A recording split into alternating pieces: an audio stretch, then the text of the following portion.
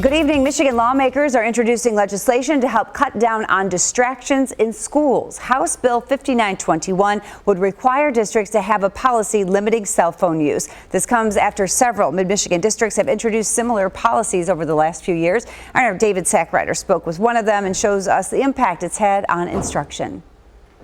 The policy introduced Wednesday is actually very similar to one put into place here at Essexville-Hampton last April.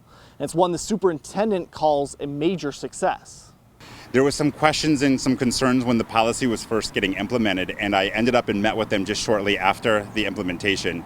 The first comment that a student made was, "I can't believe how loud the cafeteria is," because people are actually having conversations.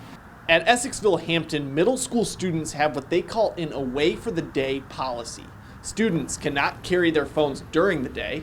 They must be stored in a locker and turned off. Really, to date, I have only received emails and phone calls from parents about this policy that has been positive. The proposed legislation is slightly stricter. Under the bill, middle school students would be treated similar to Essexville-Hampton, but elementary age students would not be able to have communication devices at all, and high school students would not be able to use them during instructional periods, something that is not the case in Essexville.